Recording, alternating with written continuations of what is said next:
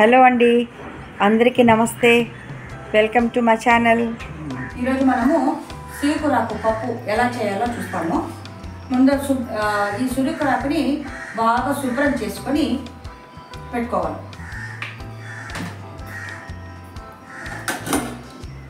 స్టవ్లో పప్పుని బాగా కడిగి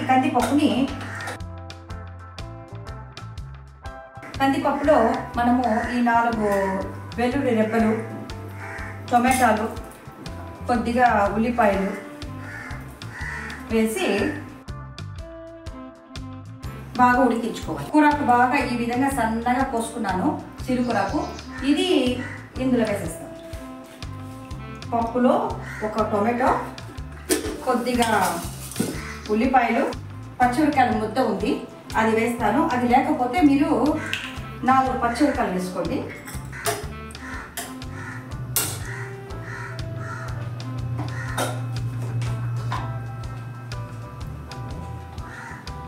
పసుపు,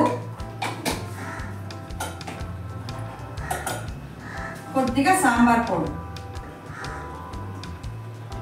ఇది నేను కెనడా పోకముందు కొట్టి పెట్టేసి పోయినాను, అది ఇంకా ఉందన్నమాట. ఇంకా ఇది నిండుకుంటే ఇంకా చేయాల్సింది. ఇది ఒక 3-4 విసులు వచ్చేదాకా బాగా ఉడికించుకోవాలి. ఇంతలో మన కడాయి వెలిగించుకొని ఈరోజు నేను శామదుంపల పులుసు పెడుతున్నాను. అది ఎలా పెట్టాలో చూపిస్తాను. కడాయి తెచ్చుకుంటాను.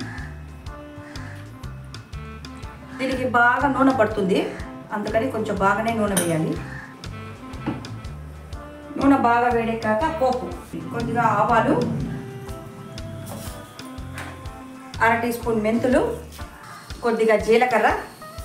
ఇది పోపు దినుసులు బాగా వేడెక్కాక ఇందులో 2 ఉల్లిపాయ ముక్కలు, కొంచెం ఒక అర్ధ పీసు, కొంచెం టొమాటో వేసి బాగా వేసుకోవాలి. కరివేపాకు, ఇవన్నీ బాగా వేగిన తర్వాత మనము ఉడకబెట్టుకున్న శామదుంపలు అన్నమాట. చూడండి ఎంత బాగా ఉడికిపోయిందో.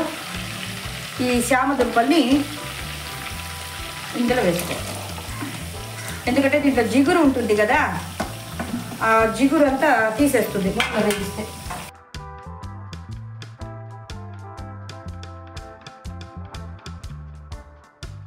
ఇది బాగా ఇలా మన నూనెలో ఎక్కువసేపు వేగించకూడదు, కొద్దిసేపే వేగించుకోవాలన్నమాట. వేగించుకున్న తర్వాత ఇందులో కొద్దిగా చింతపండు,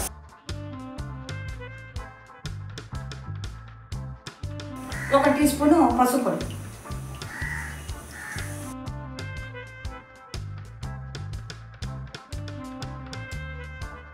కారపొడి, కళ్ళుప్పు, దీనికి సరిపడా కళ్ళుప్పు అన్నమాట.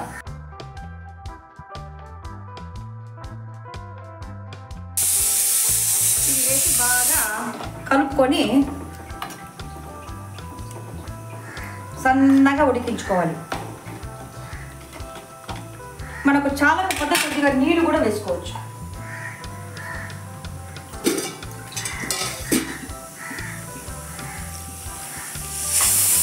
ఎందుకంటే థిక్ అయిపోతుంది, కొంచెంసేపట్లో ఇది థిక్ అయిపోతుంది. ఇంతలో కుక్కర్ ఒక 4 సౌండ్లు, ఒక 5 సౌండ్లు వస్తే దించేసి మనం చూద్దాం.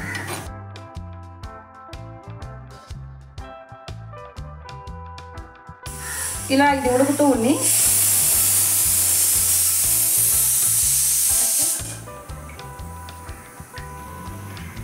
బాగా 5-6 విజిల్ వచ్చేసింది.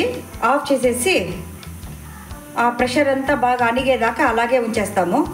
ఇది ఒక పక్క తెలుతూ ఉంది. చెట్టుకాడ చూడండి ఎంత బాగుంది. ఇంకా కూడా ఆ యొక్క చిన్న ఉసిరికాయలు అలాగే ఉంది, ఇంకా ఉసిరికాయలు. ఇది కొంచెం పెద్దదైనట్టుగా ఉంది. పులుపు అంటే పులుపు.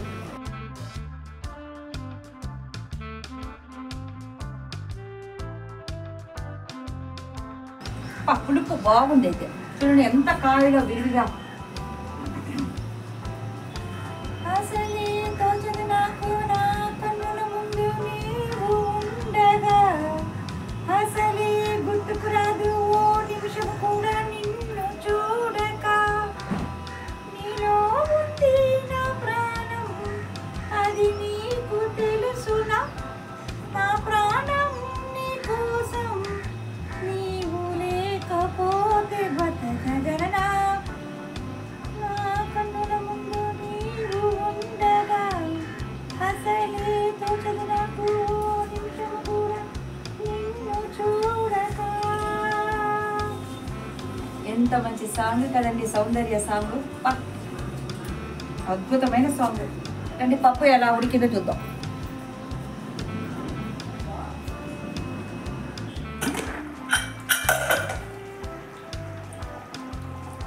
పప్పు ఉడికిపోయింది చూడండి, బాగా ఉడికిపోతుంది.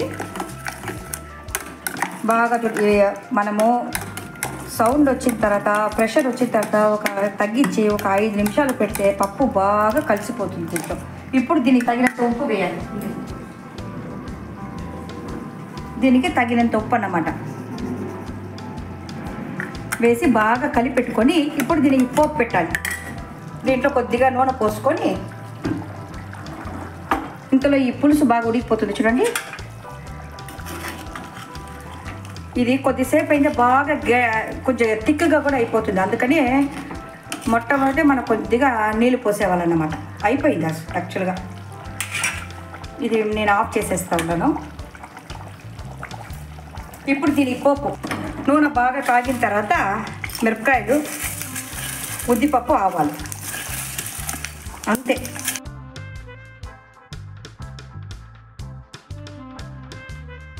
కొద్దిగా ఇంగవ పౌడర్. ఇది బాగా వేగిన తర్వాత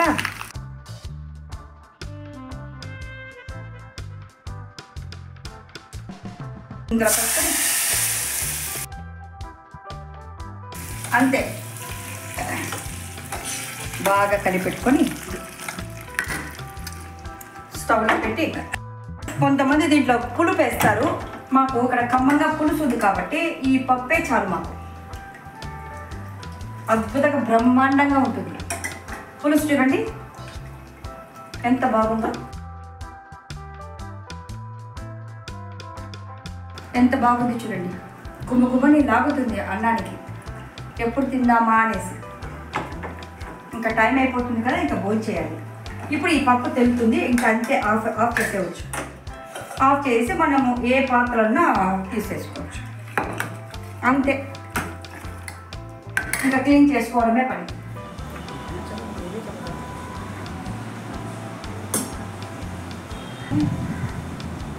పప్పు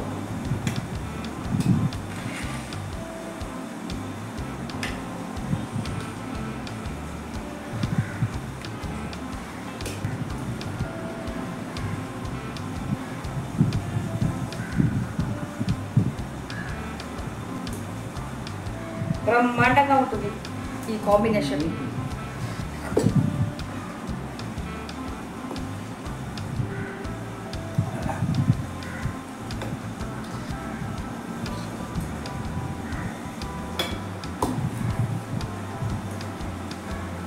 ఈ రెండిటికి కాంబినేషన్ చాలా బాగుంటుంది.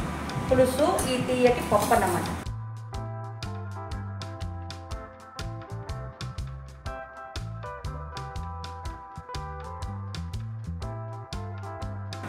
నెయ్యి కూడా కాసాలి. ఎట్లుంది? First class. మరి బాగుంటుంది. ఈ పులుసుకు ఈ పప్పు కాంబినేషన్ అదిరిపోతుంది.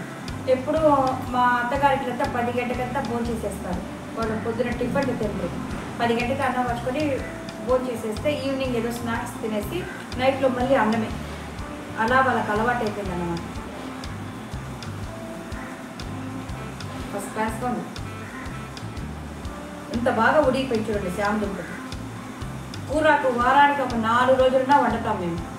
ఎందుకంటే కూరాకు చాలా ఇష్టం అన్నమాట. ఒకరోజు సిరికూరని, ఒకరోజు తోటకూరని, ఒకరోజు కొండగంటాకు అని, వారానికి 4 నుంచి 5 రోజుల దాకా మేము కూరాకే వండుకుంటాం.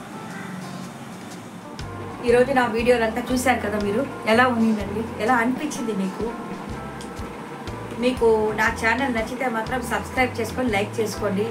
మీరు సబ్స్క్రైబ్ చేసుకొని లైక్ చేసుకుంటేనే నాకు కొంచెం బలం వస్తుందన్నమాట. ఇక్కడ మేమిద్దరం భోజనం చేసామండి. అక్కడ మా అమ్మాయి కెనడాలో మా అమ్మాయి భోజనం చేసిందో ఇంత వాటంగా ఎవరు వండి పెట్టేవాళ్ళు ఉంటారు చెప్పండి. ఏదో వాళ్ళు అడకాపడకగా వండుకుంటారు వాళ్ళు.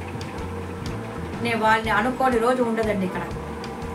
ఇంకేం చేయాలి, ఉద్యోగరీత్యా వెళ్ళిపోయారు వాళ్ళు. ఇలాగా మనలాగా పులుసులు పప్పులంతా వేసుకోరు. అక్కడ కూరకు దొరకడమే కష్టం. ఎప్పుడు చూసినా పాలకూర తప్పితే వేరే ఏది దొరికి నేను చూసిందిలే.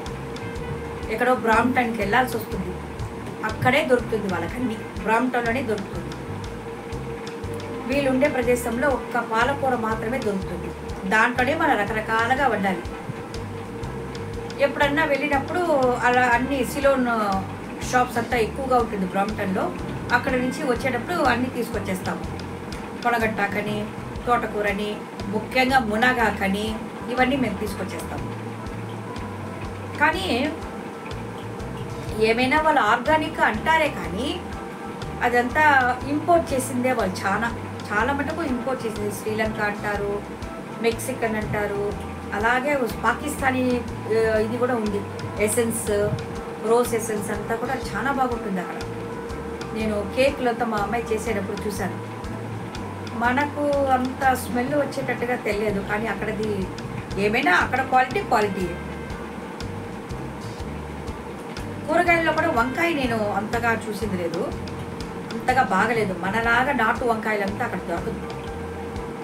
కానీ ఇక్కడ భోజనం చేసేటప్పుడు నేను మా అమ్మాయిని అనుకుంటాను, తను ఏం భోజనం చేసిందో అనేసి. ఏం చేయాలి, అన్ని జీవితంలో సర్దుకుపోవాలి కదా. మనం సగంగా మన డబుల్ యాక్షన్ చేయలేము కదా. కెనడాలో చాలా పాలిటిక్స్ కూడా చాలా జరుగుతుంది కదా. అది నేను నెక్స్ట్ వీడియోలో మాట్లాడతాను. మీకు కనుక ఈ వీడియో నచ్చినట్లయితే నా ఛానల్ సబ్స్క్రైబ్ చేసుకొని లైక్ చేసుకోండి. మళ్ళీ చెప్తున్నాను,